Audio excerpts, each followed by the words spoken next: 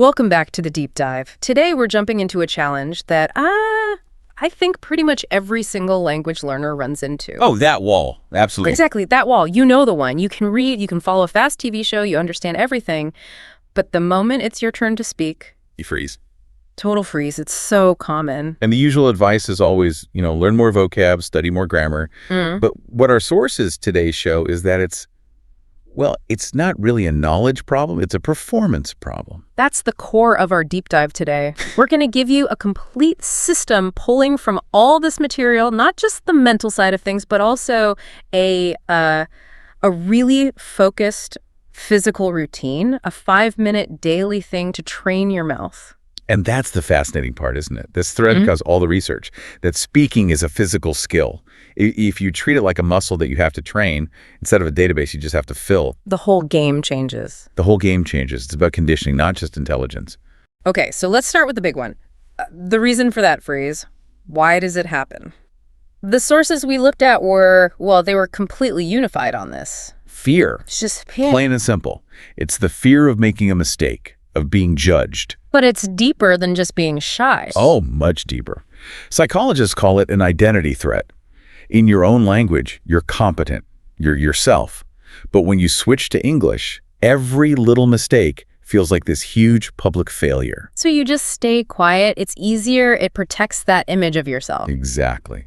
And that feeds right into the next problem. Lack of confidence. And everyone thinks you need confidence before you can practice. But it's the other way around. It's the result of practice. It's what you get after you've made 100 mistakes and realized, the world didn't end. Right. Okay, what about pronunciation? That's a big one, too. It's huge. And it's also physical. I mean, if your native language doesn't have a "the" sound, your tongue literally doesn't have the muscle memory for it. It's not just hearing the difference between think and sink. No, it's about training your tongue to hit that exact spot between your teeth and to do it fast, without thinking. It's coordination. And that brings up the last big challenge, not having anyone to practice with. The practice opportunity gap. Yeah. Everyone thinks they need to move to London or find a native speaking partner. But the sources were really clear on this. Very clear. A partner helps, of course, but it is absolutely not necessary. In fact, some of the best techniques are actually done alone. Which is a perfect segue into the solutions. Let's get into the toolkit. Before we hit the physical workout, we have to cover the mental game. And the first one is massive, immersive learning. Yeah, and immersion doesn't mean you have to pack your bags and move. It just means turning your everyday world into an English-speaking world. How so? Change your phone's language, your GPS, watch all your movies in English, listen to English music. You're basically tricking your brain into seeing English not as a school subject, but as, a tool for daily life. And while you're in that immersion bubble, there's this one really powerful, active thing you can do. Shadowing. Yes. Shadowing is fantastic. Can you break that down? Because it's more than just repeating words. Much more. You listen to a very short clip of a native speaker, maybe just a few seconds, and you immediately repeat it. But you're not just saying the words. You're trying to copy the exact music of their voice. The intonation, the rhythm, the speed. Exactly. You're bypassing the grammar part of your brain and training your mouth to make the right sounds at the right speed. It's pure mimicry. That idea of bypassing grammar, that leads to the next big one, which the sources call a total game changer. Thinking in English. And talking to yourself. Right. Because when most people speak, their brain is doing this crazy 3-step process. Thought in your native language. Translate it to English in your head. And then try to speak it. It's so slow and clunky. So the goal is to cut out that middle step. Cut it out completely. Just have the thought or the image connect directly to the English word. And you start small, right? You start incredibly small. Just narrate what you're doing. I'm making coffee. I need to find my keys. It feels a bit silly at first, but it works. It's the difference between a slow speaker and a fast, natural speaker. And this ties into how you learn vocabulary, too. Yes. Stop memorizing single words from a list. It's so inefficient. Learn phrases instead. Learn entire chunks. Don't just learn the word excited. Learn the whole unit. I'm really excited about the weekend. Because then it's ready to use. The grammar is already baked in. It's prepackaged. You just grab it and use it. Okay, so these are the foundational mental habits. But now for the pivot. This is where we get to the part that I found so surprising. The physical dimension. The sources argue that if you're stuck, it's probably not because you're not smart enough. It's because your mouth is out of shape. It's physically untrained for English. I love that framing. It makes so much sense when you think about it. Your lips, your tongue, your jaw, they've had decades of practice moving in one specific way for your native language. English demands a whole different set of movements. It's that fitness analogy again. You can read 1,000 articles about weightlifting. But you still can't lift the weight until you go to the gym and actually train the muscles. So we need to treat our mouths like a gym for speaking. We do. They need warm-ups, specific exercises, and repetition to build that muscle memory, the ability to make the sounds without thinking. Which brings us to the 5-minute daily training routine. This is so powerful because it's short. Anyone can find 5 minutes. Consistency is everything. Let's walk everyone through it step by step. What's step 1? Step 1 for 1 minute is the mouth warm-up. Oh, warm-up.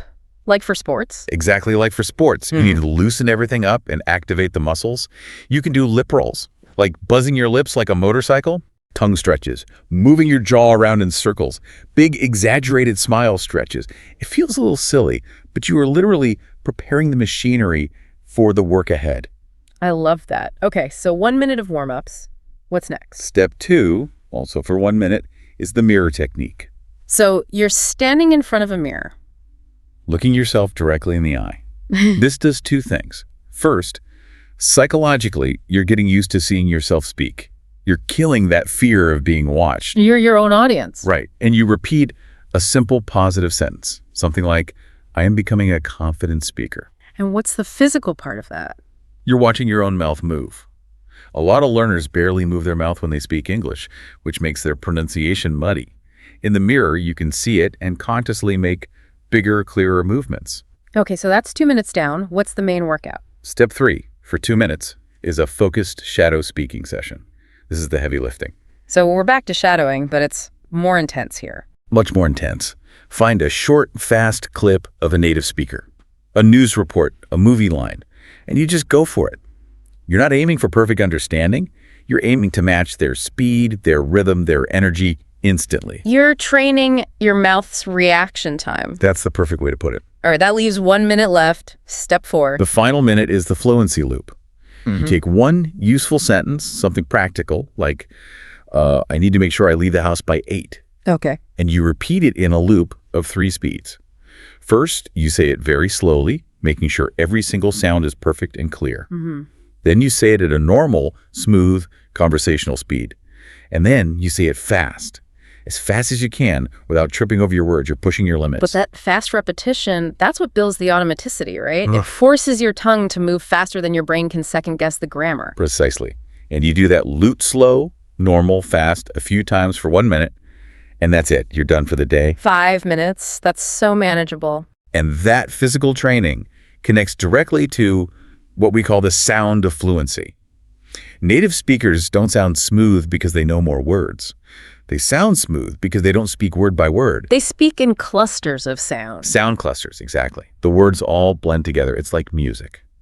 Can you give an example of that blending, that linking? Sure. A classic one is when a word ends in a consonant and the next starts with a vowel. We don't say, did you eat, with 3 separate words. It becomes, did you eat? Did you eat? Or what are you doing? Becomes, what you're doing. It's not lazy. It's efficient. And if you don't train your mouth to do that, you'll always sound A little choppy, a little robotic, like you're reading from a script. So this brings up a huge question. How do you stop your brain from, constantly interrupting that flow to check grammar? Ah, yeah, the internal grammar police. The worst. The source has had a brilliant suggestion for this. A little hack. Okay. Act like an actor. An actor. Yep. Pick a really simple phrase like, I'll be there in 5 minutes, and say it with 3 totally different emotions. Say it like you're really excited. Then say it like you're angry. Then say it like you're nervous. Oh, I see. When you're focused on the emotion. Your brain forgets to be scared of making a grammar mistake. You're focused on connection, not correctness. That's a great trick. You're hijacking the critical part of your brain. You are. And people respond to your energy, your emotion. They'll forgive a small mistake if the feeling is clear. So let's bring this all together. How do you build this into a real, sustainable habit? It comes back to what we said earlier. Just 10 or 15 minutes a day is huge, as long as it's every day. Put it in your calendar. Lock it in. Do it right after you brush your teeth. Attach it to a habit you already have. And what's a good way to track your progress? Record yourself. This is a big one. Don't write a journal, keep an audio journal. Just talk for 2 minutes about your day. When you listen back, you'll hear exactly where you hesitated, where your flow broke. That sounds terrifying, but also incredibly useful. It is. It provides that feedback loop you need to improve. And what about staying motivated? Because we started this whole thing talking about fear. You have to change the internal question. How so? Most learners are always asking, what if I make a mistake? What if I look stupid? Yeah. You have to flip it. Start asking, what if I succeed? What if I actually connect with this person and get my idea across? Focus on the potential for success, not the potential for failure. It's a performance mindset. You have to accept that mistakes are just part of the price you pay for fluency. It's okay.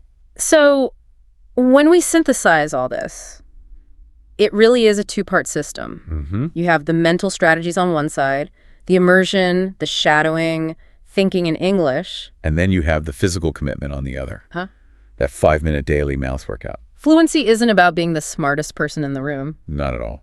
It's about being the person who decides to train. The biggest difference between someone who understands English and someone who speaks it fluently is that decision to train actively. That's a really powerful takeaway. You have to build the muscle. You have to. The knowledge is probably already there. Now it's time for the physical work. So that's the challenge we want to leave you with. The sources are pretty clear. If you don't train, you'll probably stay silent. So try it. For the next 7 days, just commit to that 5-minute routine.